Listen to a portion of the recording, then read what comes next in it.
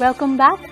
यहाँ हम बात करेंगे कि किस तकनीक के जरिए और हम सुरक्षित होकर एवं आसानी से बैंकिंग सुविधाओं का लाभ उठा सकते हैं। पुनीत, आप हमको ये बताइए कि टेक्नोलॉजी के माध्यम से हम कैसे आसानी से बैंकिंग कर सकते हैं। देखिए, अभी तक जिन तरीकों की बात हमने की उसमें जो उपभोक्ता है, जो यूजर है इन तरीकों का, उसको इंटरनेट की जरूरत नहीं है। अब हमारे पास इंटरनेट है, हमारे पास स्मार्टफोन है। हमारे देश में लगभग 100 करोड़ फोन यूजर्स हैं, फोन सब्सक्राइबर्स हैं। तो इसमें लगभग 1/3 स्मार्टफोन और इंटरनेट का उपयोग करते हैं मोबाइल पर। तो इन तकनीकों के द्वारा हम नए तरीकों से बैंकिंग कर सकते हैं अपने फोन पर ही। इसमें दो मुख्य तरीके हैं। एक तो है यूपीआई, जिसको यूनिफाइड पेमेंट इंटरफेस बोलते हैं, और दूसरा है ई वॉलेट, जिसको ई बटुआ भी बोलते हैं। तो इन दो तरीकों से हम बहुत ही आसानी और सुगम तरीके से हम बैंकिंग कर सकते हैं। बोले, यूपीआई का उपयोग हम कैसे कर सकते हैं? देखिए, यूपीआई का पूरा नाम है यूनिफाइड पेमेंट इंटरफेस। अभी तक भारत में करीब 4-6 ऐसे सिस्टम्स थे जिनसे आप एक बैंक से दूसरे बैंक में, एक खाते से दूसरे खाते में पैसा भेज सकते थे। इन सबको अब एक साथ लाके और बहुत ही आसान बना दिया गया है। तो यूनिफाइड पेमेंट इंटरफेस की 3 मुख्य खासियत है। इसको इस्तेमाल करना बहुत ही आसान है। आप इसको किसी भी बैंक से दूसरे बैंक में भेज सकते हैं, तो इंटरऑपरेबल है। और तीसरा, ये बहुत ही सुरक्षित है। तो आपको सिर्फ अपने स्मार्टफोन पे, जिसमें डेटा इनेबल्ड हो, एक ऐप डाउनलोड करते हैं और अपने बैंक अकाउंट की जानकारी एक बार डालते हैं। उसमें आपका नाम वगैरह आ जाता है। और पहले आपको पैसा ट्रांसफर करने के लिए दूसरे जने का बैंक अकाउंट नंबर, उसके बैंक का IFSC कोड और कई बार बैंक का पता मालूम होना पड़ता था। अब एक अकाउंट से दूसरे अकाउंट में पैसा ट्रांसफर करने के लिए आपको सिर्फ एक नाम या एक स्ट्रिंग चाहिए होगा, जो कि आपका नाम हो सकता है, ईमेल एड्रेस, फोन नंबर, आधार कार्ड या इनका कोई मिश्रण, और सिर्फ एक ये जिसको वर्चुअल पेमेंट एड्रेस VPA बोलते हैं। आपकी सारी बैंक की जानकारी आ जाएगी। तो आपने एक बार जब ऐप डाउनलोड करी, अपनी जानकारी डाली, तो आपको ये VPA मिल जाएगा। और उस VPA से किसी भी दूसरे बैंक में पैसा भेजने के लिए आपको सिर्फ ये VPA डाल के, रकम डाल के और अपनी कोई टिप्पणी डालनी हो तो डाल के आप भेज सकते हैं। तो ये सिस्टम बहुत ही आसान है और किसी भी खाते से किसी भी खाते में भेजने में आपको कुछ सेकंड ही लगेंगे। इसमें एक चीज बता दूं, जैसे ये नाम थोड़ा कॉम्प्लिकेटेड लग सकता है, वर्चुअल पेमेंट एड्रेस, लेकिन जैसे हमने बहुत सारे लोगों ने ईमेल आईडी बनाई होगी, तो ये बस एक यूनिक आईडी की तरह है, जो कि आपके सारे अकाउंट के डिटेल्स को अपने में समाहित किए हुए। तो आपको बस एक यूनिक नाम, नंबर, जैसे मेरा नाम पुनीत है और मेरा SBI में अकाउंट है, तो मैं पुनीत @SBI, ये मेरा यूनिक आईडी हो सकता है, जो मेरा वर्चुअल पेमेंट एड्रेस होगा। तो अगर मैं किसी को अपना अकाउंट डिटेल्स मुझे देने हैं किसी को, तो मुझे अपना अकाउंट नंबर, बैंक नाम, ये सब देने की जरूरत नहीं है। मैं बस अपना पुनीत @SBI किसी को दे दूं, तो वो इस नाम को का प्रयोग करते हुए मेरे अकाउंट में बैलेंस, मेरे अकाउंट में फंड्स ट्रांसफर कर सकते हैं। और एक ये भी जिक्र कर दें कि एक यूनिक आईडी से, एक VPA से आप कई खातों को जोड़ सकते हैं। तो आपके सारे खातों की जानकारी आपकी एक ऐप में आ जाएगी। आपको किसी को भेजना है पैसा या मंगाना है, तो आपको मालूम है किस अकाउंट से आप भेजना चाहते हैं या मंगाना चाहते हैं। तो ये सब बहुत सरल हो जाएगा। मेरे को एक चीज बताइए, ये इंटरनेट बैंकिंग से कैसे अलग या बेहतर है? इंटरनेट बैंकिंग में आपको किसी को पैसा भेजने के लिए आपको उसका बैंक अकाउंट नंबर, उसके बैंक का एक IFSC कोड होता था, जिसमें करीब 12-13 लेटर होते थे, 12-13 अक्षर होते थे, और कई बार उस बैंक की शाखा का पता चाहिए होता था, और ये सारी जानकारी आपको डालनी पड़ती थी। और इन सबको याद रखना आसान नहीं था, सरल नहीं था। और उसके बाद भी अगर आप जानकारी डालें तो वो एक दिन के बाद एक्टिवेट होती है, जिसे बेनिफिशियरी एक्टिवेशन बोलते हैं। वैसा यूपीआई में अब नहीं। यूपीआई में अब सारी जानकारी एक स्ट्रिंग में आ गई है, एक नाम में आ गई है, और पैसा तुरंत दूसरे जने के खाते में आ जाएगा। रुचि, आपने कहा कि ई वॉलेट या ई बटुआ भी एक ऑप्शन है, तो बताइए कि ई वॉलेट क्या है और इसका उपयोग कैसे कर सकते हैं? बिल्कुल, जैसे पुनीत ने भी मेंशन करा कि जिनके पास स्मार्टफोन है और इंटरनेट फैसिलिटी है, ये होना जरूरी है ई वॉलेट यूज करने के लिए। हम सब लोग बटुआ रखते हैं अपने जेबों में, जहां हम कैश निकाल के या तो ATM से या अपने माँ बाप से या दोस्तों से अगर हमने कैश लिया है तो हम उसको बटुए में रखते हैं। तो जो ये इलेक्ट्रॉनिक बटुआ है वो आपके ही फोन में एक आपका वॉलेट है जिसमें आपका पैसा इलेक्ट्रॉनिक फॉर्म में उसमें सेव होता है। मैं बताना चाहूंगी कि ये बहुत सुरक्षित है। आपको चोरी का डर नहीं कि आपका कोई चुरा लेगा। कहीं हम जाते हैं बसों में, ट्रेनों में, हमारा बटुआ किसी ने चुरा लिया तो आपका नगद लॉस हो गया। ये बहुत ही सेफ और सिक्योर तरीका है। बहुत सारी सरकारी बैंक हैं, जैसे SBI है। SBI का एक ऐप है SBI बडी, वो भी एक तरह का वॉलेट है। इसी तरह बहुत सारी प्राइवेट कंपनियां हैं जिन्होंने अपना एक वॉलेट बना रखा है। कुछ नहीं करना आपको, बहुत आसान है। गूगल प्ले में जाइए, वॉलेट का नाम लिखिए, इंस्टॉल करिए, डाउनलोड करिए। बहुत सिंपल तरीका है रजिस्ट्रेशन का। मोबाइल नंबर डालिए एक पिन कोड से और लॉगिन आप उसमें कर सकते हैं। फिर जब उसमें लॉगिन करते हैं तो इसमें डिफरेंट ऑप्शंस आते हैं। आप पैसे ले सकते हैं, दे सकते हैं, मैं अपने फ्रेंड से पैसे मांग सकती हूँ और मैं बहुत तरह के भुगतान कर सकती हूँ इसके थ्रू। जैसे कि मैं रिचार्ज करा सकती हूँ, अपने गैस का बिल भर सकती हूँ, लैंडलाइन का बिल भर सकती हूँ, मूवी की टिकट कर सकती हूँ, ट्रेन, फ्लाइट, आने जाने के लिए। और बहुत सारे दुकानों में जैसे मुझे दूध लेना है, सब्जी लेना है, तो मैं इलेक्ट्रॉनिक वॉलेट का प्रयोग कर सकती हूँ। मैं इसमें एक बात बताना चाहूंगी कि जो अभी वॉलेट है, जैसे मेरे पास SBI बडी है और मेरे दोस्त के पास SBI बडी है, तो मैं इसको पैसा दे सकती हूँ, ले सकती हूँ, हम आपस में बातचीत कर सकते हैं, भुगतान कर सकते हैं। बट अगर किसी के पास किसी और बैंक का वॉलेट है या किसी और प्राइवेट कंपनी का वॉलेट है, तो वो मैं अभी आपस में वो बातचीत नहीं कर रहे।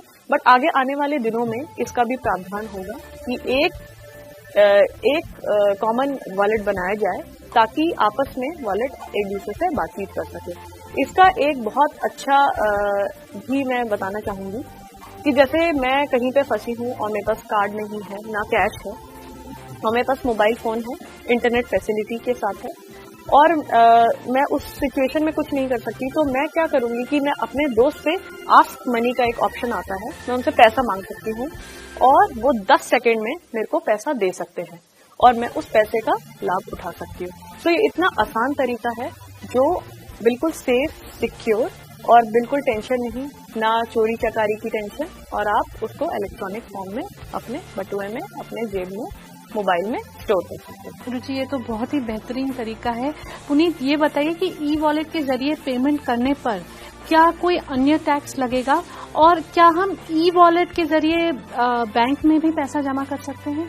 जी, अभी ई वॉलेट के जरिए जो जैसे रुचि ने बताया कि एक दूसरे को आदान प्रदान कर सकते हैं, अगर वो जो प्रक्रिया अगर हम फॉलो करें तो उसमें कोई चार्ज नहीं है। जैसे मैं अगर अपने ई वॉलेट के बटुए से आपको अगर कुछ पैसा देना चाहूँ तो उसमें कोई चार्ज नहीं है। आप मुझे विदाउट एनी चार्ज मुझे पैसा भेज सकती हैं। हाँ, लेकिन जो निजी कंपनियां हैं या फिर जो भी जो सरकारी बैंक के जो वॉलेट हैं, वॉलेट से वापस बैंक अकाउंट में पैसा डालने के लिए कुछ चार्जेस लगते हैं। वो अलग अलग कंपनियों के अलग अलग चार्जेस हैं, क्योंकि अभी इनका जो रेवेन्यू का जो सोर्स है अभी वही है, लेकिन वो बहुत ही मिनिमल चार्ज है, ऐसा कोई ज़्यादा चार्ज नहीं है। तो लेकिन आपस में एक दूसरे में आदान प्रदान करने के लिए कोई भी एक्स्ट्रा टैक्स या एक्स्ट्रा चार्ज कुछ नहीं है। मुदित, ई वॉलेट और यूपीआई में क्या अंतर है? यूपीआई सिस्टम ऐसे बनाया गया है, ऐसे डिजाइन किया गया है कि किसी भी खाते से कहीं पे भी आप भेज सकते हैं और पैसा जो है वो भारत के बैंकिंग सिस्टम में ही रहता है। यूपीआई को आप प्री लोडेड माने, क्योंकि उसमें आपको एक बार अपने खाते से या क्रेडिट कार्ड से, डेबिट कार्ड से या नेट बैंकिंग से पैसा लोड करना पड़ता है और वो पैसा वॉलेट में आपको वो पैसा लोड करना पड़ता है और वो पैसा फिर बैंकिंग सिस्टम से इस वॉलेट में आ जाता है। तो ये मुख्य डिफरेंस है। जो वॉलेट्स हैं अभी वो आपस में सिर्फ एक ही कंपनी का वॉलेट उसी कंपनी का वॉलेट से बात कर सकता है, जबकि यूपीआई में सब आपस में एक दूसरे से बात कर सकते हैं। इसमें एक चीज ये ध्यान रखने की जरूरत है कि वॉलेट में जो आपका पैसा पड़ा है वो बैंक से बाहर जा चुका है, तो आप उस पर ब्याज नहीं कमा रहे। तो यूपीआई जो है वो आपका खाते से खाते में पैसा ट्रांसफर हो रहा है, तो उसमें अगर आपका जो बैलेंस पड़ा है वो आपके बैंक खाते में है, उस पर जो आपको ब्याज मिलता है वो ब्याज मिल रहा है, लेकिन वॉलेट में जो पैसा पड़ा है वो उसमें अभी आपको ब्याज नहीं मिलता। तो ये वॉलेट से जो पैसा क्या हम वापस डाल सकते हैं बैंक में?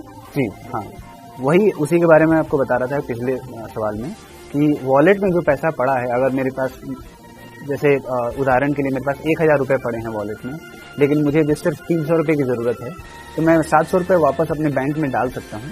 ये अलग अलग बैंक का कुछ कुछ चार्ज है जो कि उस पर वो लगाते हैं, जो कि बहुत ही नॉमिनल और बहुत ही कम शुल्क है, जिसके द्वारा आप बाकी पैसे वॉलेट से वापस बैंक अकाउंट में भी भेज सकते हैं।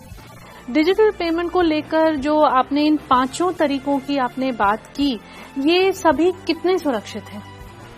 देखिए, डिजिटल भुगतान को लेकर जनता में अभी भी थोड़ा संकोच है, मगर हम आपको ये विश्वास दिलाना चाहते हैं कि ये सभी सिस्टम्स बहुत सुरक्षित हैं और इन सब की जो जिनका आधार है वो आपका एक पिन कार्ड है या आपकी पहचान है।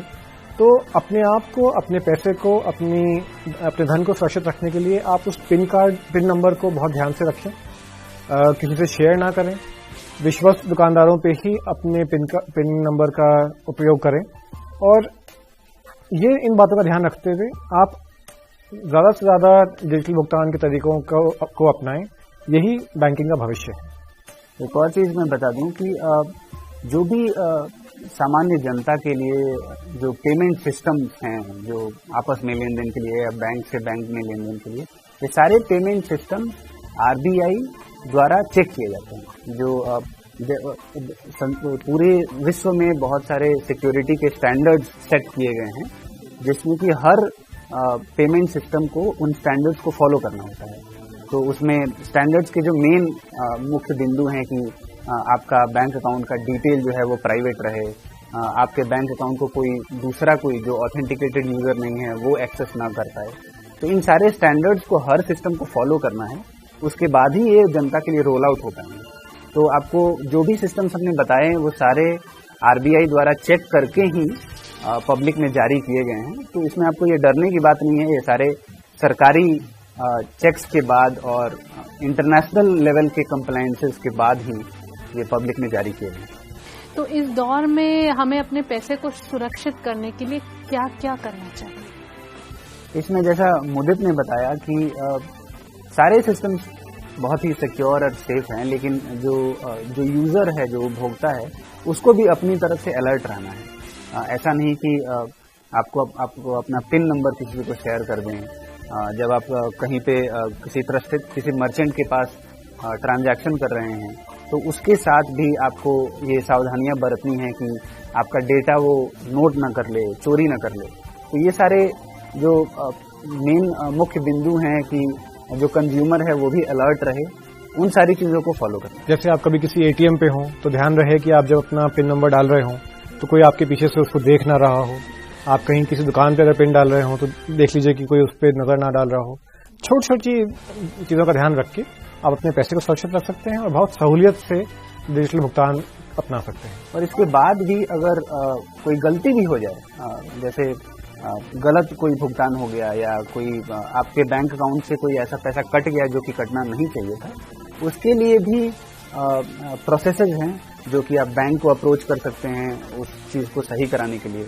अगर बैंक भी निश्चित समय सीमा के अंदर वो काम नहीं कर रहा है तो आप RBI को भी अप्रोच कर सकते हैं। उस स्कीम को बोलते हैं RBI ओम्बड्समैन, जो कि जिसको कि कोई भी आम नागरिक अप्रोच कर सकता है और अपनी जो गलत प्रक्रिया फॉलो हुई है भुगतान के मामले में उसको सही करा सकता है। एक और चीज़ मैं ऐड करना चाहूँगी, जब हम लोग कोई भी ई-बटवा करते हैं या कोई भी इंटरनेट के द्वारा, ऐप के द्वारा लॉगिन करते हैं, तो वो जितने भी माध्यम हैं, ऐप हैं, ये बहुत सुरक्षित हैं। वो खुद थोड़ी देर में लॉग आउट हो जाते हैं। बट जब भी आप लॉगिन करें और आपका ट्रांजैक्शन हो जाए, भुगतान हो जाए, तो आप याद रखें कि आप लॉग आउट भी कर दें सुरक्षा पर्पस के लिए, ताकि कोई मोबाइल आपका यूज करे तो ऐसा ना हो कि किसी और के पास चला जाए। तो लॉग आउट, लॉग इन, जब आप लॉग इन करें तो लॉग आउट करना भी ना भूलें।